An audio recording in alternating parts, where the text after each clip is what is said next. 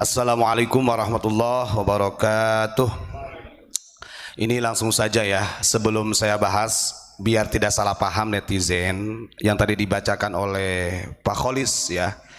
Jadi itu ceritanya ada Gus Jazuli ketika live, kemudian ada Bocil, Habib Bocil, anaknya Habib Hani loh, yang dianggap wali sama orang itu loh. Jadi namanya Ba'agir bin Hani bin Yahya As-Segaf.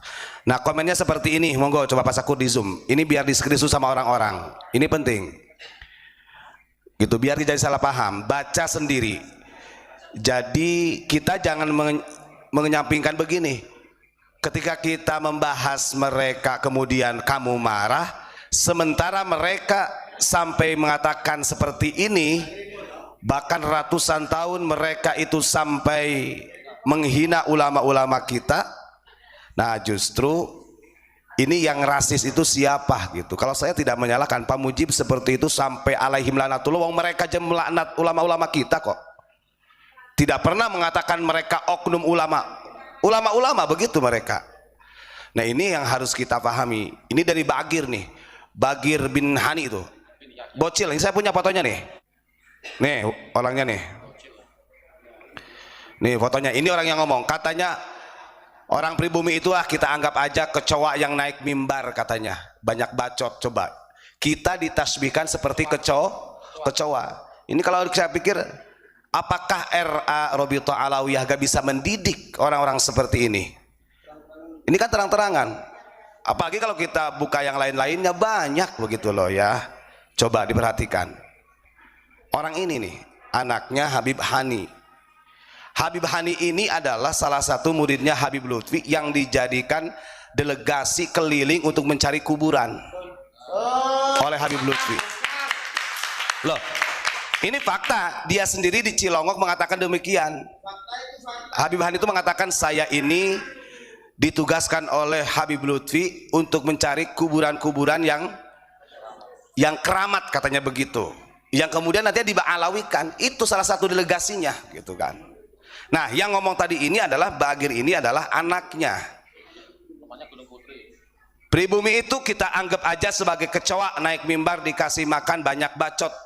Nah kan, coba sudah mah ada yang nyebut ulama celeng, ulama tae, ulama ayam ke kita kiai. Kalau ada kiai nikah sama syarifah itu bukan kiai, namanya kiai tae, kiai ayam. Itu ada Sirehan tuh, Sirehan Al-Qadri itu banyak loh. Nah ini kita ini ingin memahamkan kepada umat bahwa orang-orang seperti mereka, sekalipun dia itu mengatasnamakan diri dzurriyyah Rasulullah, justru ini akan menyesatkan umat, membahayakan umat. Baru aja kita senggol, kita kritik mereka, ini ada yang kepanasan, kan begitu ya. Sementara ratusan tahun Indonesia ini dijajah, diperbudak, didoktrin dengan rasisnya mereka, dengan klan-klan mereka yang merasa dirinya lebih mulia. Ini diam saja kan begitu. Ini ironis gitu. Tapi saya pada malam hari ini ingin melanjutkan tema yang kemarin tentang al-kafa'ah. Begitu ya, kesetaraan di dalam pernikahan. Karena kita ini mendengar langsung dari madhab-madhab baru yang dikeluarkan oleh oknum-oknum habaib yang mengatakan kalau ada syarifah dinikahi orang yang selain Sayyid Syarif Habib, maka nikahnya tidak sah, dihukumi zina. Kan begitu. Ini kan madhab baru. Ini mengalahkan istihadnya Imam Syafi'i, Imam Maliki, Imam Hambali, Imam Hanafi ini. Begitu. Bahkan sampai kalau ada yang terlanjur nikah itu harus diceraikan, sampai dipaksa kayak gitu. Masya Allah. Nah ini doktrin rasisnya mereka. Jadi al-kafa'ah gak begitu. Mau saya buka beberapa kitab, dari mulai kitab Fathul Wahab karya Syekh Zakaria Al-Ansori, dalam kitab Nihayatul Zen karya Syekh Nawawi Al-Bantani, atau mungkin kitab yang kecil sering dikaji di pesantren, Qurratul Uyun karya Syekh Maulana At-Tuhami. Ini aja sudah ditempeleng sama Maulana At-Tuhami nih. Ini dalam syairnya nih, masalah syarat dan sah rukun nikah nih. Nih saya bacakan dulu ya, sebelum saya bacakan nih. Artinya kita jangan pernah takut dengan doktrin mereka. Mau kita dikatakan kafir kek, mau dikatakan kita kalau sebagai pembenci husnul khotimah matinya kek, mau dikatakan rasis kek, karena kita ini melawan mereka yang justru sudah 1 abad lebih mereka itu mendoktrin dengan rasisnya mereka. Kita harus bangkit. Kita menyampaikan agar supaya masyarakat ini sedikit demi sedikit mulai paham. Kenapa? Walaupun ini berat sebenarnya untuk memahamkan, karena sudah banyak yang terdoktrin. Harusnya orang-orang seperti Ba'agir kayak gini ini, harusnya dari Rabi'ah Alawiyah mengambil tindakan secara cepat, minimal dipanggil, nasihati, minta maaf kepada pribumi. Ini kan enggak. Di Jarno ada oknum Habib bocil-bocil menghinakan Mbah Hasyim Asy'ari, dibiarkan. Ada bocil-bocil menghinakan ulama-ulama kampung, ulama kiai-kiai pribumi, dibiarkan. Kan begitu. Ini sebenarnya ini yang rasis itu siapa sih? Ya mending kita dikatakan rasis membela Nusantara loh, daripada kamu membela asobiyahnya. Kamu mati membela asobiyah, jihad membela asobiyah, laisa minna manidda'a ila asobiyatin, kata Nabi. Aduh, Masya Allah. Nih saya bacakan, lanjut ya. Saya ingin menuntaskan mengenai tentang al-kafa'ah, karena ini dibahas oleh salah satu habaib. Di dalam pernikahan pokoknya tidak boleh ada pernikahan syarifah dengan orang biasa sampai dihukumi zina, haram. Berarti kamu menentang 4 madhab. Berarti Ba'alawi ini, klan Ba'alawi, bahkan ada fatwa dari ulama Tarim mengatakan seperti itu. Kalau benar itu fatwa dari ulama Tarim, kita nggak tahu apakah itu permainan dari klan Ba'alawi sini atau benar dari Tarim sana, kan nggak tahu. Berarti Anda berkhianat dengan madhab manhajnya madzhabul arba'ah. Nih, kata Maulana At-Tuhami, innan nikaha hukmuhun nadmu ala ma sahha min madhabina wa naqala ruknahu zawjani wa syartuhu wali wa sighatul la ghairu fil muhassali wasyahidani syartu fid dukhuli wal mahru qardiyun 'alal maquli hadzal ladzi sahahu naqadu wa kullu dhi hijalahu munqadu. Ini tentang rukun dan syarat nikah loh, bro. Dengerin bro, yang kamu sanjung-sanjungkan itu lah ya. Satu pun tidak ada yang menjadi rukun ataupun syarat dalam pernikahan itu harus 1 nasab, harus 1 dzurriyyah. Gak ada. Lalu bagaimana dengan al-kafa'ah yang dimaksud dengan Nabi Muhammad SAW? Harus ada kesetaraan. Ingat, makanya ngaji di pesantren. Wong mereka itu kadang-kadang juga gak ngaji di pesantren, walau alam ngajinya. Al-kafa'ah itu al-mu'tabaroh. Saya buka di dalam kitab Fathul Wahhab, ya, karya Asy-Syaikh Zakaria Al-Ansari. Al-kafa'ah wa yuqsadu bil kafa'ati musawatu halir rajuli li halil mar'ati. Secara definisi yang dimaksud dengan kafa'ah itu adalah kesetaraan kondisi mempelai putra dengan kondisinya mempelai putri. Harus ada keseimbangan. Di dalam kitab Fathul Wahhab, apakah al-kafa'ah itu termasuk syarat syahnya di dalam pernikahan atau bukan? Faslun fil kafa'ati al-kafa'atu al-mutabaratu fin nikahi la lisihatihi bali anna haqqun lil mar'ati wal wali falahuma isqatuha. Itu kata Syekh Zakaria Al-Ansari. Yo maklum sih, biasanya kalau mereka gak ngaji kitab-kitab kayak gini Pak, kalau mereka gak pernah ngaji kayak kitab-kitab kayak gini, mereka ngaji kitab Safinatun Najah aja gengsi kok, ngaji kitab Jurumiyah aja mereka gengsi kok, mau ngaji kitab apa lagi? Mereka pengennya kitab karya-karya yang Ba'alawi. Mau baca kitab-kitab karya ulama kita apalagi? Ulama kita itu dianggap kecoa kok. Ulama kita itu ada juga dianggap seperti celengan semar kok. Yang makanya pemahamannya ini justru sangat menyalahi daripada madzhabul arba'ah. Dengerin. Kata Syekh Zakaria Al-Ansari di dalam kitab Fathul Wahhab, al-kafa'ah, kesetaraan itu hanya bagian daripada mu'tabar. Ya, mu'tabaroh itu apa sih? Artinya anjuran.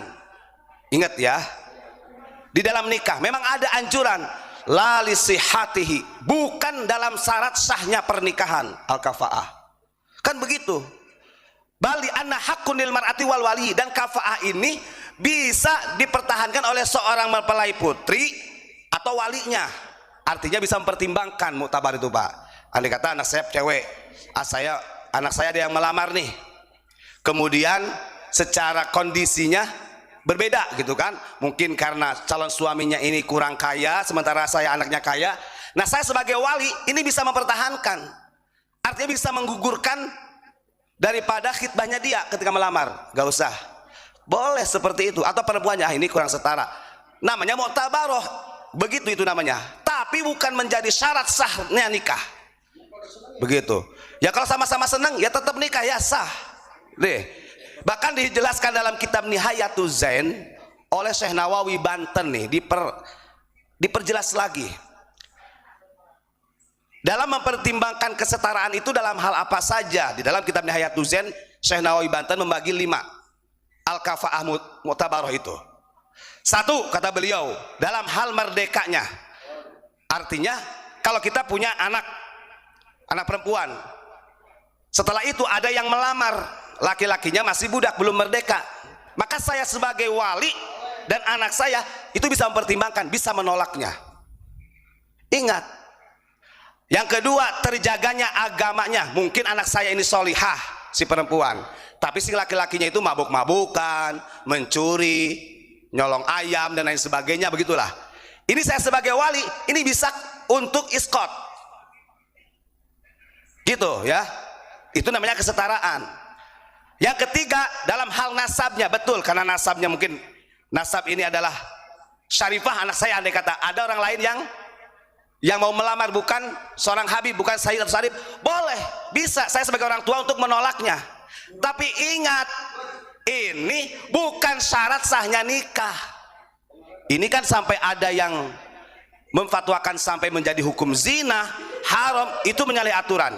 Yang keempat, dalam hal pekerjaannya mungkin karena calon mempelai putranya ini bekerjanya dari perkara yang haram, atau ketika punya pekerjaan sementara anaknya terdidik gitu kan, itu bisa untuk supaya mempertimbangkan al-kafaah. Terakhir, yang kelima, dalam hal aib pernikahan.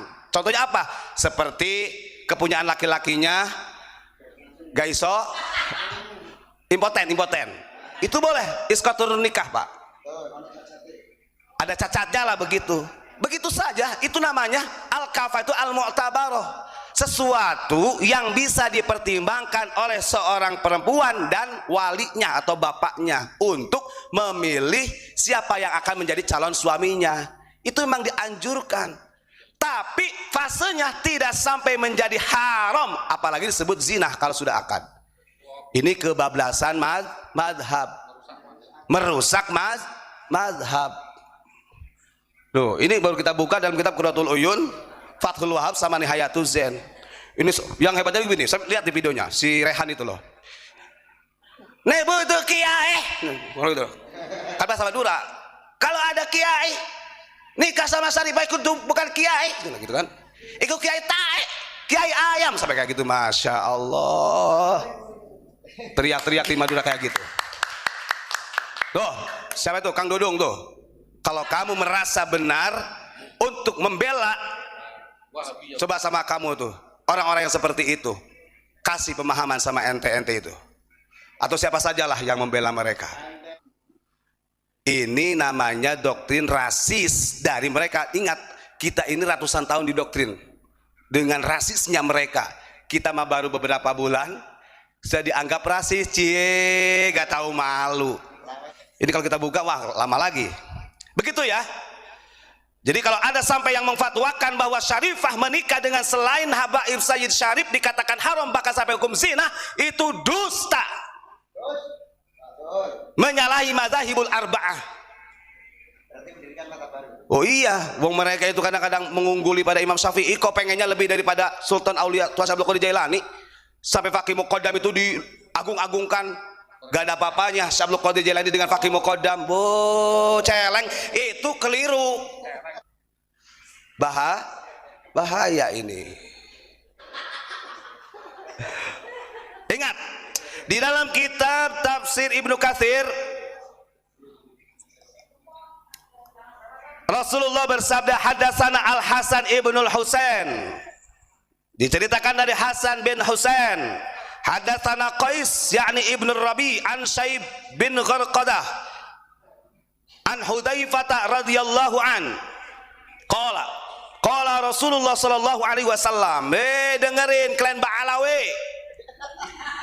Ini kata Nabi begini, rek, mau itu habaib, mau itu sayyid, mau itu syarif, mau itu kiai, ajengan, ulama, tu bagus, lora, apalagi aden, ning, syarifah, hubabah, siapa lagi? Natawasal bil hubabah al-batul lil mustatabah. Ada kan lagunya? Itu al-batul itu adalah kepada Sayyidatina Fatimah. Kepedean syarifah. Nah. Natawasal bil hubabah wal batul lil mustatabah lin nabi thumma sahabah fa'asa da'wa ujabah. Al-batul nih, makanya ngaji nih, tunjukin, jangan kepedean kon. Lihat dalam Quratul Uyun, siapa si Al-batul? Emang syarifah-syarifah sekarang itu? Walaisa fi banatihi man qaba illal batul tabat ummau wa abba. Walaisa fi banatihi man qaba illal batul tabat ummau wa abba. Dan saya juga kadang-kadang aneh, Pak, nakobah itu kenapa sih di kita yang dikatakan garis keturunan itu harus dari bapak gitu loh, kenapa nggak dari ibu, kan begitu. Sementara begini, kata beliau Syekh At-Tuhami mengatakan begini, walam yabqa al-ana habdatun illa min Fatimatiz Zahra radhiyallahu anha. Kalau kita lihat di zaman sekarang, anak cucu Nabi Muhammad tidak ada lagi kecuali dari Bani Fatimah, bukan Sayyidina Ali. Kenapa yang jadi marga Al-Muhdar, Al-Attas, As-Sighab, Al-Haddad? Begitu, karena Sayyidina Ali istrinya banyak. Coba bagaimana kalau Sayyidina Ali menikah dengan istri yang lain, kemudian anak keturunannya mau masih dikatakan dzurriyyah Nabi? Walaisa fi banatihi man yaqaba illal batulu tabat umma wa aba. Karena dari sekian banyak putri kanjeng Nabi yang menghasilkan keturunan adalah al-batul. Al-batul siapa? Sayyidatina Fatimatuz Zahra. Natawasal bil hubaba al-batulis tuftaba lin nabi thumma sahaba fa'asa da'wa ujabah.